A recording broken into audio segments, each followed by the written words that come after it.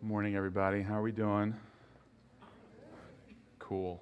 My name is Robert. I'm not one of the pastors here. I'm a church planting resident here at Kings Hill.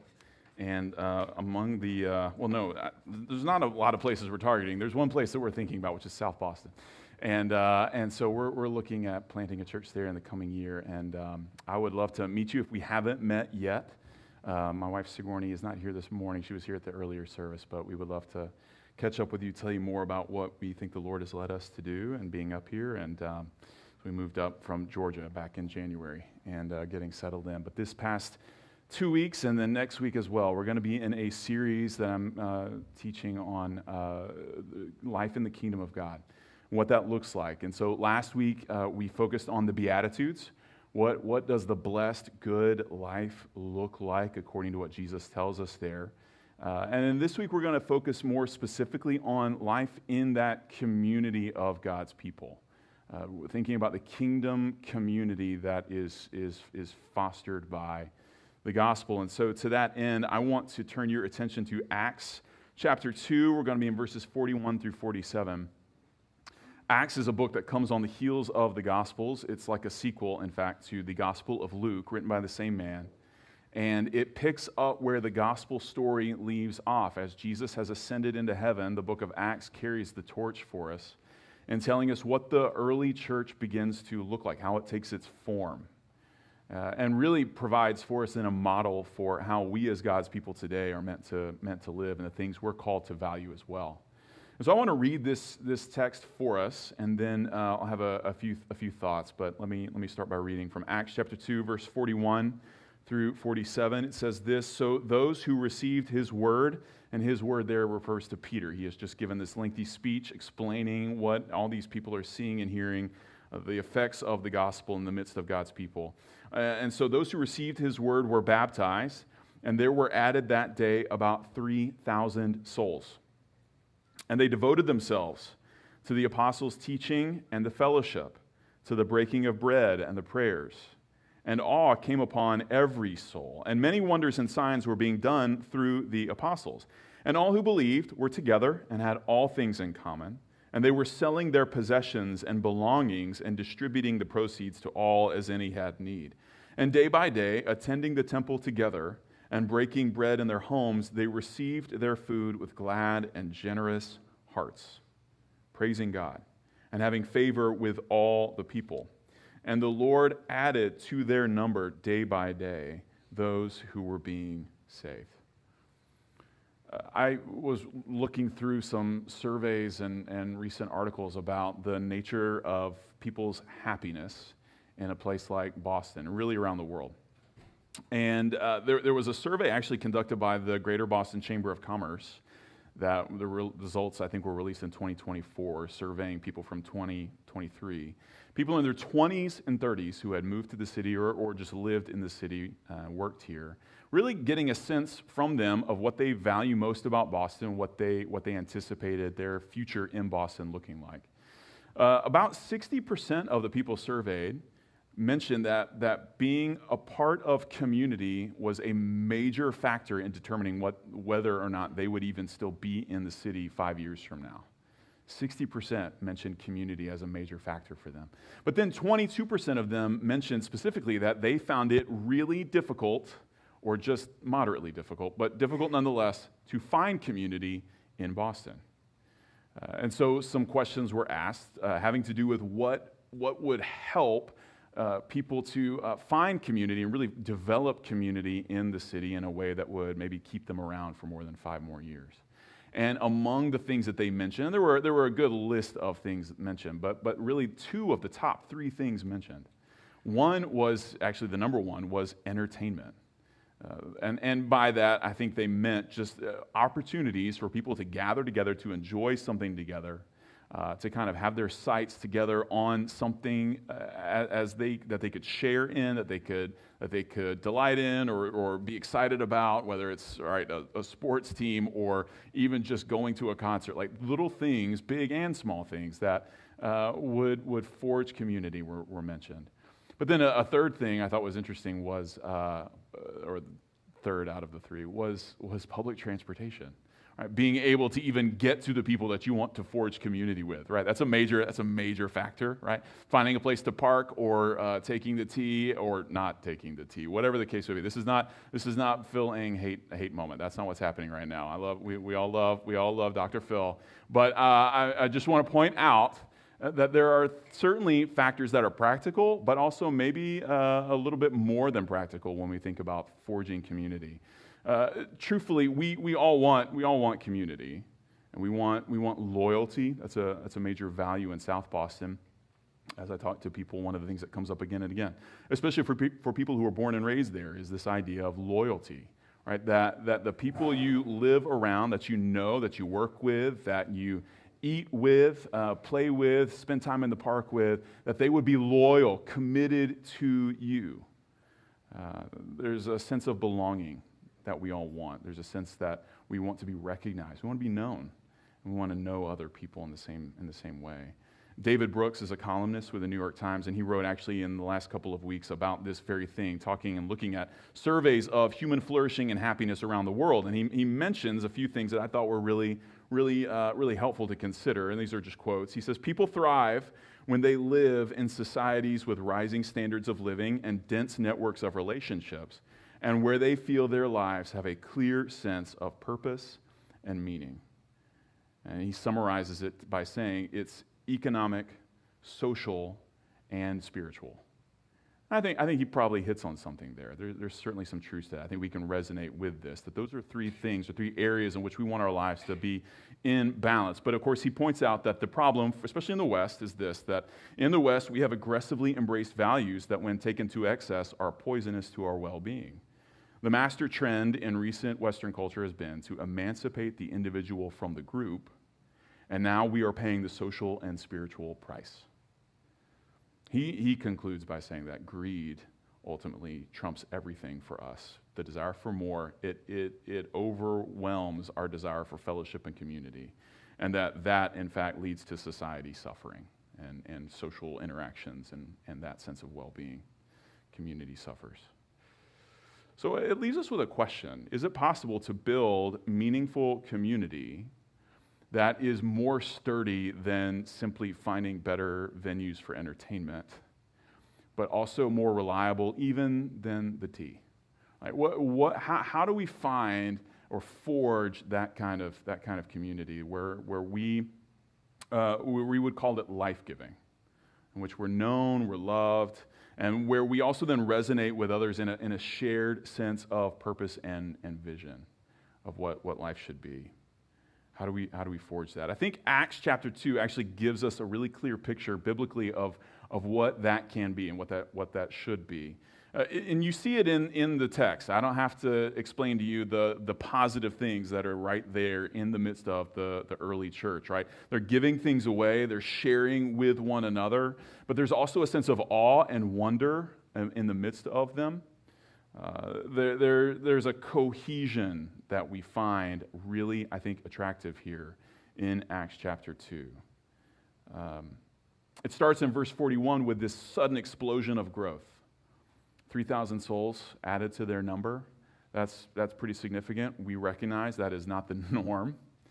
But what is fascinating is that by the end of these 7 or 8 verses, that you see instead a slow but sustained momentum, like a movement is taking form in the early church, in which God is adding to their number day by day. Right? So over the course of 3,000 days, you had one person at a time. You've recovered that 3,000, but you see a broader expanse of growth and a commitment to that. So let's consider then some of the hallmarks for the type of community that we see here as we consider how we can be a part of that or forge that even in our midst here as a church and in this community. There are 2 things, or really 3 things I want us to consider. The constant of community. What is the constant, the stabilizing force of community? That's number 1. Number 2 would be the markers of community. How is this community set apart? And number 3, what is the hope of community? So let's look at the constant, the markers, and the hope of community. The constant of community, I think, is best summed up with one word, and we see this word actually twice in this passage, though you're not going to believe me at first. The word is devotion.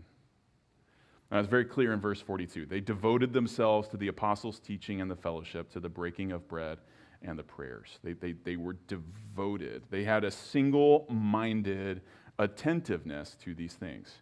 But it actually serves to bookend this passage. The ESV translation here that I was reading, and I think most other English translations don't tend to use the word devoted again, but in verse 46, it does actually show back up in the original Greek language. It says, day by day, attending the temple together and breaking bread in their homes, they received their food with glad and generous hearts. And that word that they have translated as attended is the same word that we just translated as devoted.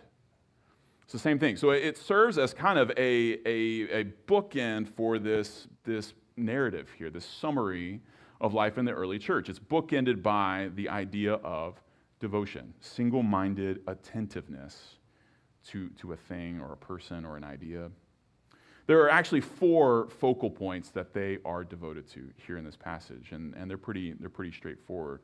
And in each way, this church that we see here is devoted and intentional about these things. And maybe it's worth asking yourself as I read them off if this actually describes you as well. So the 4 things to which they are devoted: 1 is the apostles' teaching. 2nd would be the fellowship. 3rd would be the breaking of bread. And 4th is the prayers. And it's interesting, too, how each of those has a definite article in front, the. This is not just a generic thing. These are definite things that they could point to in the life of that local church that they were devoted to. So let's break each one of them down briefly. The apostles' teaching is first and foremost listed. Now, what's the apostles' teaching? What does that mean? I think for us, we resonate probably most with this because here you are on a Sunday morning, you're gathering, you want to hear the word of God preached, hopefully faithfully and well, and in a way that's compelling. You want to know the Lord better through the exaltation of his word. That's what you want. Or maybe that's what you're at least curious about. So we can understand this. Of course, for them, they didn't have the Old and New Testament. They just had the Old Testament with maybe some sense of what Jesus had taught. And the apostles, of course, being right there in Jesus' midst for the duration of his ministry, they were intimately acquainted with all the things that he had to say. They heard all of his speeches. They heard all of his sermons. They had sat in the room as he counseled people through highs and lows. They had seen it all, and these apostles have been entrusted by Christ to then transmit those truths, that message, onto the next generation of disciples, like we see here. And so they teach. And the people of God are devoted. They want to hear what they have to say and proclaim. And so in some ways, then, what we should say about the early church, and true, this is true of the church through the ages, is that the church is doctrinal. Or doctrinal. I can't really ever decide how to pronounce the I. I don't know. Whichever one sounds least pretentious to you, that's the one I want. I do have elbow patches on, though, so maybe pretension is something I have already sailed on. The church is oriented around doctrine. The church has to be. This is one of the things they're devoted to. We want to get this right. We want to know the Lord as he has revealed himself to us in Scripture. That's important. It shapes us, and it's something that we have determined that we will be devoted to. That's what took place there. But it's not just the apostles' teaching, it's also the fellowship, which reminds us that the church is relational.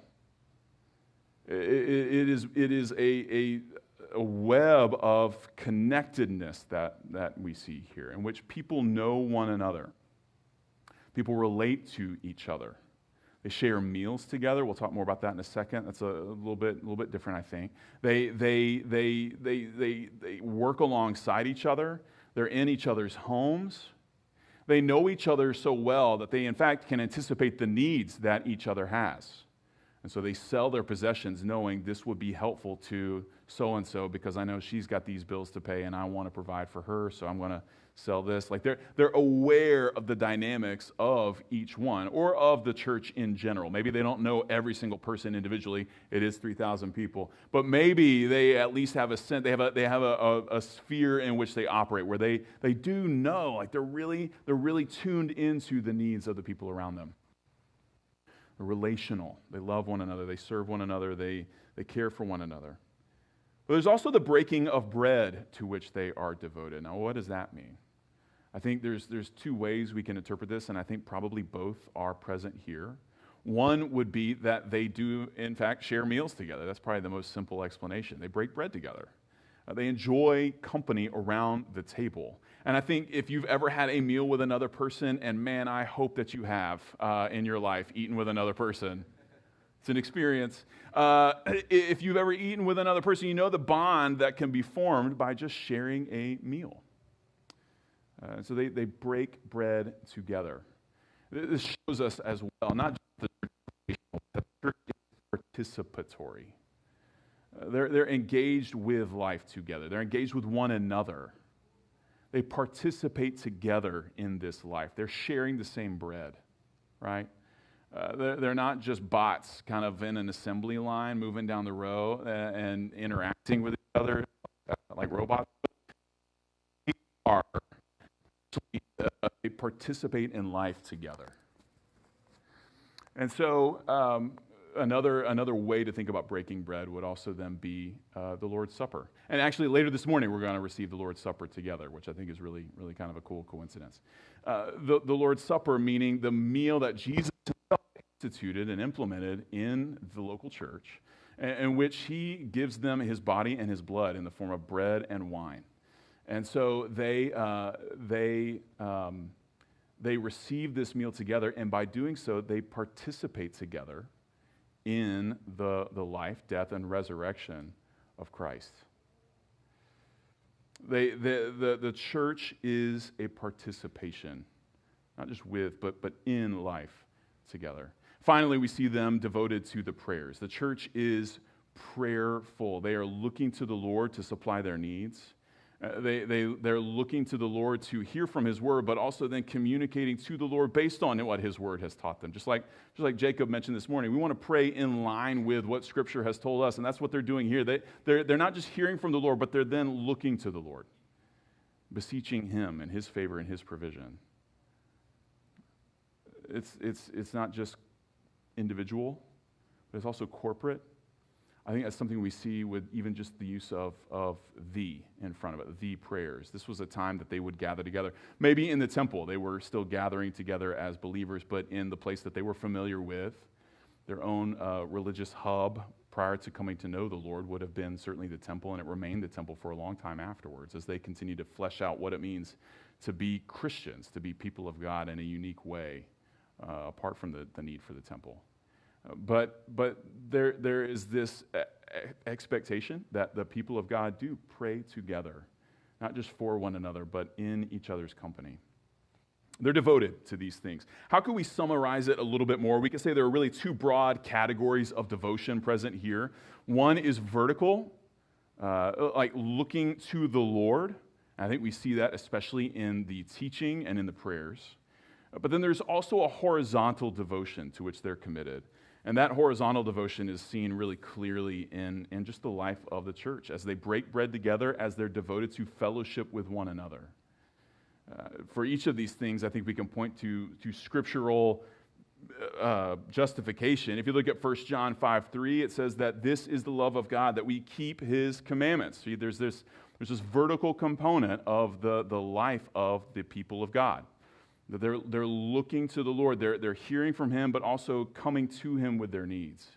They're devoted to the truth of his word as he has revealed himself, not as we would have him reveal himself.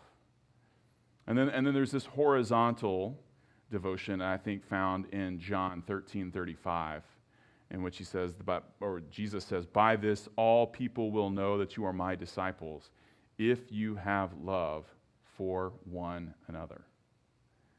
The love that we share together, the love that the local church has for one another, is another means of displaying their love for and knowledge of and relationship to Christ. Another way to summarize this, I just thought of this off the top of my head, is love God and love your neighbor. That sounds plagiaristic. It is. Jesus said this once in Luke 10:27, at least there, but he summarizes the whole law by saying that loving God and loving your neighbor is really the summation of what it means to know and walk with the Lord as his people. Now, what happens when we focus on one of these aspects of devotion over against another, to the exclusion of the other? If you're devoted vertically but not horizontally, here's maybe what it might look like. I think it would involve a degree of alienation from other people.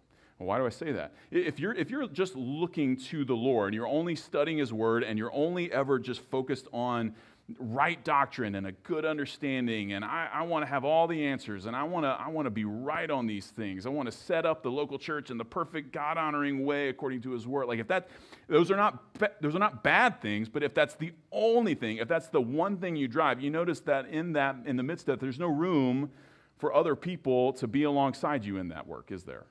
Right? You can sometimes be so vertically oriented without the horizontal that it ends up being a disservice. You can alienate other people who maybe aren't as far along in their walk with the Lord as you are. Maybe people who, for matters of conscience, have a different understanding of what the Lord has said. That certainly can undermine horizontal devotion and fellowship. But it can also lead you to overlook people's needs. If you're only oriented vertically and never looking around you, then you don't really know what's going on in the lives of the people with whom the Lord has put you. Right? The Lord's given us a stewardship of one another is one of the things that I think is really clear in this text. And if you're not looking to care for one another, but only focused on just getting your T's crossed and your I's dotted before the Lord, then in fact you could be disobeying the Lord by overlooking the needs of one another. I think oftentimes you've seen this maybe play out in your own heart. I know I have. That a vertical devotion to the exclusion of horizontal devotion means oftentimes there is a lack of love, there is a lack of mercy for other people, certainly a lack of care. And of course, those are good things that we want to see happen, but there's also a lack of exhortation and a lack of confrontation that is necessary in the life of God's people that is missing as well. Because we fail to really recognize the lives of those around us that the Lord has put in our care. If your devotion is strictly horizontal with no vertical component to it, then the bonds that you will form with other people might look strong, but they will be shallow. It might be very broad, very wide, but not very deep at all. You're building on a very shaky foundation. And why is that? Because for the most part, the bonds that we are going to build, they're going to be built on temporary things if they're not rooted in something eternal, the very truth, the very word of God. We'll talk more about that here in a minute. But I think another thing that this sort of mindset produces is, ironically enough, tribalism and cliques. Because then the only source you have for communing with other people, the only devotion that you have is going to be looking very, very much inward, and you will find affinity with the people who look and think and talk and dress and act like you, and that very quickly, even within a local church, can dissolve the work that is going on there that is actually like compelling to the world, and instead it becomes inward.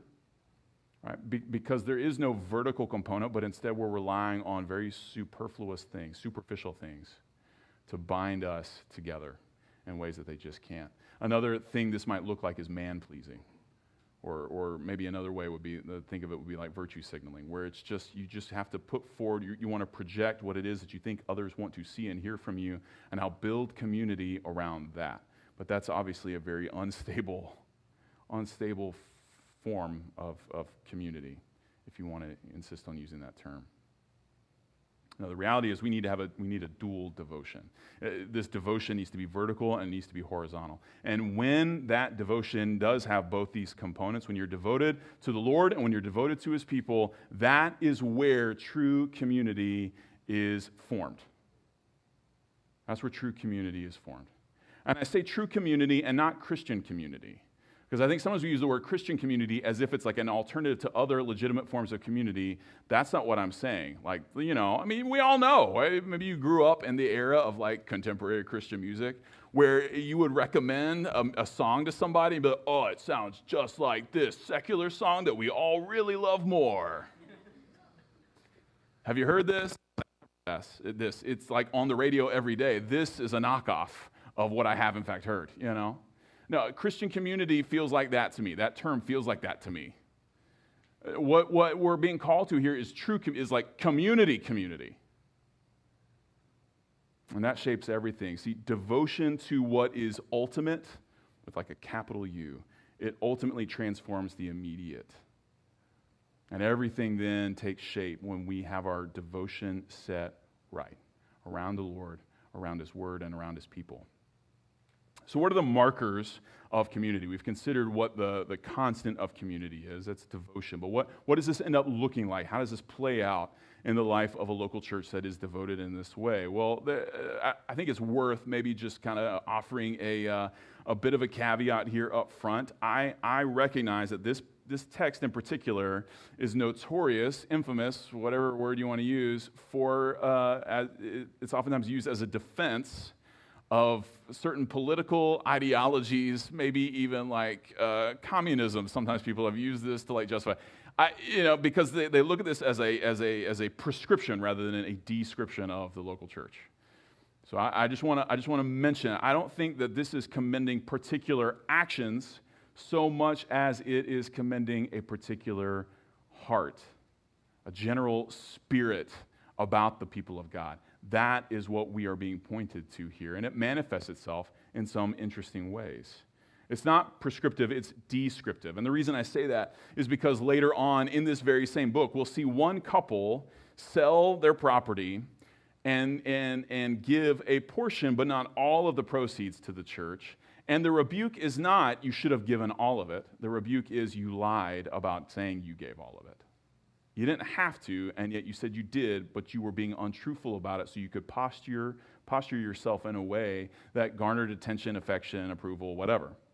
Later on, Barnabas, similarly, he sells all of his property, or a large field or something like that. And he's upfront about it. He sells it, he gives it away, the proceeds away, and he's commended for this, as if it wasn't expected of him that he would do this, but that this was something he voluntarily did on his own.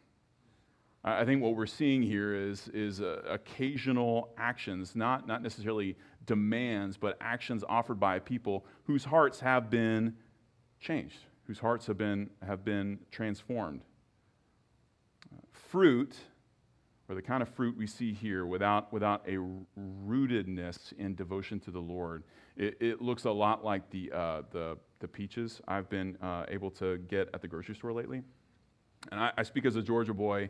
I know a good peach and a good tomato when I find one, and they don't exist up here. I'm really sorry to inform you about this. Some of you guys have had your whole world inverted by this revelation. I'm just going to go ahead and tell you, the peaches up here, they look beautiful. I'm not going to fault New England for that. Beautiful peaches, beautiful tomatoes. They're like water balloons. Like there's no substance to them, right? You want the heart of it. That's what we're really after. Not necessarily the appearance and how it looks. And sometimes we go to passages like this and we jump straight to, oh, they shared everything. We should share everything. No. If you don't look at the heart behind it, then you're going to put forward something that is in fact tasteless and going to just kind of dissolve.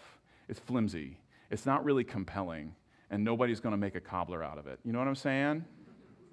Or pie, whatever it is that you want. No, we don't want to discount the serious fruit we see here. But I think we need to examine first, and to really elevate it to where it needs to be, we need to examine the heart behind it. So what comes out of this? What is the heart behind it? Of course, is the devotion. But what comes out of that devotion? There's a few things we notice in this passage. There's awe. Another way to translate that would be fear. Not terror or dread, right? But reverence, a certain kind of wonder and admission that what I am looking at is beyond my comprehension and beyond my ability to recreate and explain on my own. This this is a work of really some magnificence. That is what is present here. And it's not just within the church. I mean, certainly it's within the church, but I think in the commentaries that I looked at, even about this passage, it's very clear that this awe is not just in the church, it's actually outside the church as well. It's in the community surrounding these people as they bear witness to this community, the things going on in their midst, which do include signs and wonders that the apostles are doing, but I think also then is pointing us to just the life that these people live of such generosity towards one another and love for one another and devotion to the Lord. These things, they become really a source of awe and wonder in the population around them. There's awe, there's fear, there's also togetherness. That's really, I think, apparent here as well, right? The number of times you see the word, they had this in common, they shared.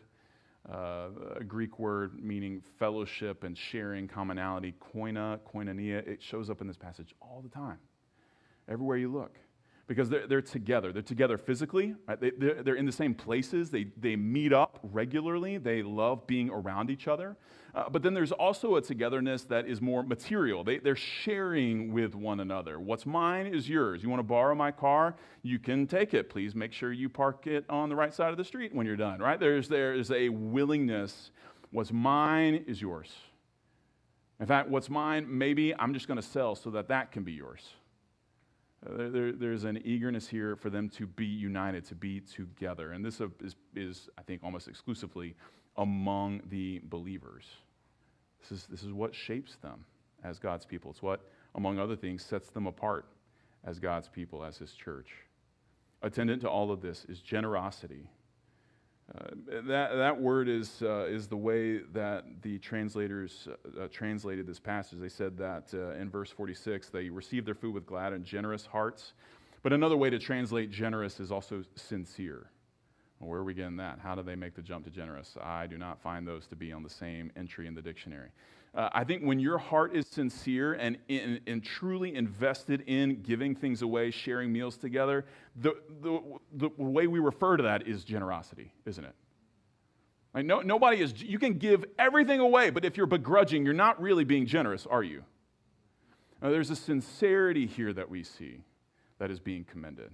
They're authentic. They're genuine with one another. They genuinely love one another. There is no posturing here.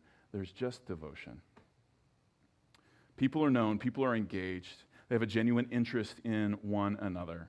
And the end result of all of this is a further fruit, which is cohesion. This group is cohesive, and because of that, it is compelling. Because of that, the world around them takes notice. And that's because chronic devotion, not perfect devotion, but chronic devotion, and I even use the word chronic, which sounds like I'm talking about a disease, because sometimes devotion to the Lord and to one another is really difficult, and it is not all fun and games, right? Chronic devotion yields consistent witness. That's what we see here. The world can't help but take notice of what is going on in the midst of God's people. Because devotion forges community. It shapes community. Devotion commends community to the world. It catalyzes community.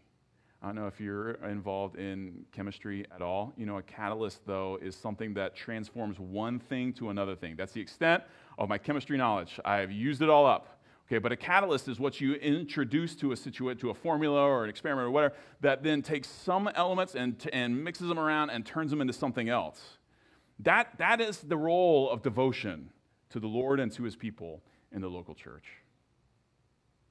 You know, a lot of you are here for school. You're here for a job. You don't know how long you're necessarily going to stick around. You're thinking about it. You're not sure.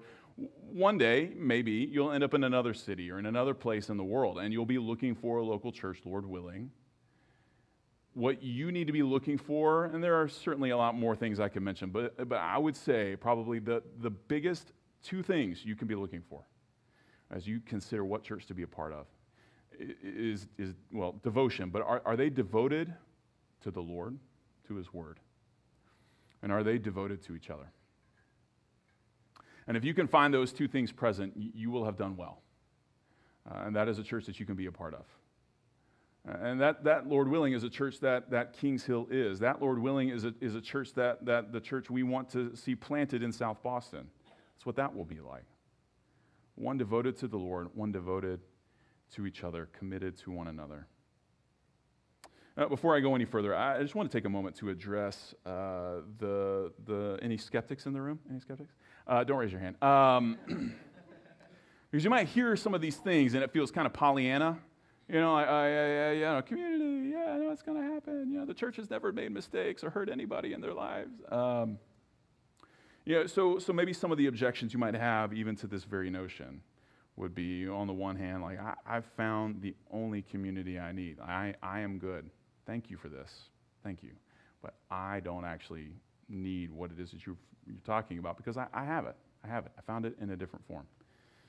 I would just ask, whatever that community looks like for you, a good question for you to then take to it and really examine it, think about it, is what are the criteria for belonging to that community, whatever it may be? And do those criteria, should you manage to meet them, have an expiration? Because chances are what feels comfortable right now and good and settled right now can easily blow up over something silly. The things you choose to say or wear or even the car you drive. Goodness, like there are a million ways the community you think is sturdy and stable and comfortable now can be taken from you and dissolve in front of your eyes. Not in spite of you, but maybe even because of what people see in you and think about you. I just want to put that out there. But another objection you might have, or just maybe skepticism you might have about this would be, well, I love the inclusion. I do actually love this vision of things. I love the inclusion of it, the diversity of it, the community life that is present here. I think that's all beautiful. But we can do this without the church. We don't actually need like the local church of any kind to really be a part of this. And I to that, I would just add that for centuries, this is the sort of thing, though, that the church has fostered. Imperfectly. I can readily admit that. Even within this book, we will see this church fail to live up to some of these things at times. And yet, the track record of the body of Christ through the ages around the world is that wherever it goes, it does foster this kind of community. It is stable, and it is rooted in something deep. If you want to find inclusion and communal life somewhere else, by all means go for it. But what will it be rooted in? Is it going to be oriented around just political leaders? I mean, we know where that goes. It doesn't matter what side you're on. Like you know where orienting your community around politics and ideology takes you ultimately. Is it rooted in social clubs? I mean, goodness, probably none of us are even thinking about that. A lot of us are just happy with like our softball league, and we found community there, and it's good enough, and it's whatever. But that come on, are we finding our identity, our community in like pickleball? Is that it? Is that where we're going to be? Is that where we're planting our flag? You want something rooted. You want something that goes beyond just, frankly, good weather. You want something that will last, something that you don't have to be in charge of ensuring anymore. Another skepticism you might have would be that devotion to doctrine is divisive. Why can't we just get along? And I think there are some things we can point to that would suggest that the church has historically been a blessing to society and even to those on the outside who in fact do have divergent doctrinal opinions and understandings. Like the church was at the forefront of caring for people in plagues, of caring for children abandoned in the wilderness, caring for orphans and widows, even to an extent that it endangered many of them. And we know how disease spreads, and at the time, even as the church was setting forward to care for people who were sick, they were risking their lives to do it in a way that was baffling to the world around them. And they weren't asking for doctrinal statements to ensure that everybody got the care and love and attention they needed either. So let's not straw man the church into something that it's not, right? The church has historically been a blessing to people who disagree theologically. For those on the inside of that community, though, fidelity and orthodoxy, they provide deeper roots than just, the feels. Right? They give something that is long-standing, that is sturdy and stable on which to build. And so this world, by the way, it can only offer very fleeting approval. You've probably experienced that in your own life. You've probably been on the doling out end of that too. It's here today, it's gone tomorrow, but what is commended for us here in Acts is something much more sturdy, because it's rooted in something much more sturdy. It's rooted in a devotion to an eternal God and to his eternal truth. And it's rooted in a love for one another that goes beyond superficial things and really gets to the heart. Maybe, finally, you think what you're describing, it undermines freedom. It actually holds people back. To give yourself to this is to sign away your rights, to sign away your life and your ability to do whatever you want, wherever you want, however you want, with whatever attitude you want to have. I'm not here for that. I want freedom. The truth is, though, there is no honest community in this world that doesn't have rules, that doesn't have expectations of some sort. You will always be submitting yourself, subjecting yourself to the qualifications of a group. You always will be. The question is, what are the qualifications? And do those qualifications ultimately lead to your flourishing and the flourishing of that community or not? That's the better question. And these are the things you need to be thinking about. If, as you look at this, you go, yeah, but this isn't really all that different from the rest of the world. No, I'm telling you, what is put forward here in Acts chapter 2 is true community. Lasting, better community.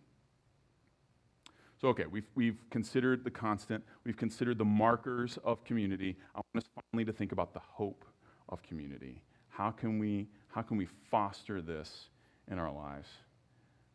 I think even as I'm describing this picture, even just reading the text, you recognize that this is something we were created for, or that if you don't believe you were created, something certainly that your heart resonates with. This is something I want to be true. It would be nice if this was true, if this was attainable, if this was something I could be a part of. And yet, despite our deepest desires even, we cannot produce it on our own. We always, even when we try, we always, it seems, end up failing, sabotaging, subterfuging the whole thing. We will always sabotage community like this. Why is that? I think the reason that is because we want the markers of this type of community without the devotion that is exemplified here. We want to reap the benefits. We want the awe. We want the community. We want the fellowship. We want to be known. We want to share in life together. We love all of that.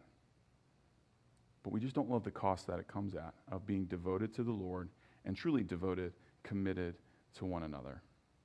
But that's the only way. I hope you see that. That is the only way this sort of community, in any meaningful sense, can be forged. We sabotage with devotion to ourselves. And I want you to think about this, how easy it is for us to find community that is really just a reflection of our own hearts. We surround ourselves with people who look and think and act just like us, and it becomes really just a way to reinforce our own view of ourselves. We're not really giving ourselves to anybody or anything. We're just looking at ourselves in the mirror, and we found a lot of other people who can help us do that. Or we're devoted to ourselves in another way, even in the local church, by staying on the fringes, rather than giving or committing ourselves to a people. If you're new here, I'm so glad you're here, and I'm not about to talk to you. What I am going to talk to are the people who've been here for a little while and maybe really even started to think about what it might look like to be a part of Kings Hill, like as a member. I really encourage you to think deeply about that and pray about that. If you stay on the outside, if you stay on the fringes, you may think, well, I'm not taking anything, like I'm not a consumer, and that may be true. But you are actually taking something. You're preventing this local church from knowing you and participating in life together with you and being devoted to you, even as you are devoted to this church and to the Lord together with us. That's not nothing. That's not a small thing. I encourage you to think about membership. Actually, there's a class coming up. I didn't quite have that in mind when I put that point in the sermon. But it would be a worthy thing for you to consider. Not obligate you to anything, but to consider how can I actually be devoted to a local church? I think one of the mechanisms we have for that is something even as simple as just church membership. Maybe you're not devoted to yourself. Maybe we deal with devotion more to ideologies and fellowship that is built on sand, right? Destructive ambitions, and I'll let you just fill in the blanks there of all the various things that bring people together that are for their destruction and for the not good of others. But another thing would be moralistic, therapeutic deism, which is not a term I coined, it's someone else's. But it has to do with this idea that we can easily dupe ourselves into thinking, well, if I'm just good enough, I can please sort of generic God out there, and it'll be for my good, and I'll be happy, and that's the kind of devotion I'm looking for. But you see, it's not devotion to anybody or anything that is real. It is really just more of a reflection of our own inwardness and really of the flimsiness of the things we value in this world. When we lose sight of God, when we trade His word and His work and His people for less, it undermines the hope of community that we feel and that we have, and so we're left longing. We're left longing. How do we stir up? How do we find something that will actually propel us into the kind of community I'm talking about here? What are the grounds for the kind of devotion, vertically and horizontally, that is described here? I think only the sacrificial devotion of someone else can make this possible. And I think that person is Christ. It's Jesus. The one pointed to in Scriptures again and again and again as the one who doesn't just bind His people together, but actually creates a people for Himself. So look with me really quickly at Titus chapter 2, verses 11 through 14. This is a description of what Jesus has done. It says that, "For the grace of God has appeared, bringing salvation for all people, training us to renounce ungodliness and worldly passions, and to live self-controlled, upright, and godly lives in the present age, waiting for our blessed hope, the appearing of the glory of our great God and Savior, Jesus Christ, who gave Himself for us to redeem us from all lawlessness and to purify for Himself a people for His own possession, who are zealous for good works." This is the work that Christ has done on behalf of His people, to make them His people, to even create a people. And I think this is the answer to really the age-old story that we have been dealing with even from the days of Genesis, that our natural bent when it comes to community is to look inward and to wall people away from us. And if you don't believe me, this is found in the very beginning of the Bible, in Genesis chapter 4. It's a story of two brothers. There's this one brother who brings an offering to the Lord that is rejected, and another brother who brings an offering to the Lord that is accepted. And the one who is rejected, he can't live in this world. And because he is so devoted to himself and so devoted to his own values and contrary even to God and to his fellow man, he hatches a plot to murder his brother. He kills him, leaves him dead in a field. And the Lord confronts him about this. If you look with me at Genesis chapter 4, I just want to highlight what transpires from this point. Genesis chapter 4, starting in verse, not quite verse 8, verse 9. The Lord said to Cain, "Where is Abel, your brother?" And Cain said, I do not know. Am I my brother's keeper? And the Lord said, "What have you done? The voice of your brother's blood is crying to me from the ground, and now you are cursed from the ground, which has opened its mouth to receive your brother's blood from your hand. When you work the ground, it shall no longer yield to you its strength. You shall be a fugitive and a wanderer on the earth. Cain said to the Lord, my punishment is greater than I can bear. Behold, you have driven me today away from the ground, and from your face I shall be hidden. I shall be a fugitive and a wanderer on the earth, and whoever finds me will kill me. The Lord said to him, not so. If anyone kills Cain, vengeance shall be taken on him sevenfold. And the Lord put a mark on Cain, lest any who found him should attack him. Then Cain went away from the presence of the Lord and settled in the land of Nod, east of Eden. I imagine you may have heard that story before. And it, in so many ways, is a reflection of how we interact with each other. Apart from the Lord's intervention, this is really ultimately our story too. It's a heart, certainly, that we are born with. Maybe we're not murdering people in a field. I hope that is the case. But we certainly will do whatever we can to preserve our own vision and image of ourselves, even at the expense of other people. Community is not a natural impulse and instinct for us. Self-preservation is. And so Cain, he exalts himself. His devotion to himself ultimately alienates him from God and from man. His vertical and horizontal devotion dissolves when he is just inward focused on himself, to the point that he sneers at the insinuation that he should be responsible to keep his brother. When the Lord asks him, you can hear his tone as he replies. The end result is that he's a fugitive and wanderer sentenced to death, apart from God's mercy. And of course, the Lord does mark him to protect him from being killed. But there is no real restoration here. There's no reconciliation between these two brothers. We don't know all the ins and outs of the rest of Cain's life, but it's safe to say this is not a redemptive story. Cain is a brother who abandons. That's what he does. What we need, and the only way community can really be reforged and restored, is through a brother who keeps. We need someone like Christ, and that is exactly who we have.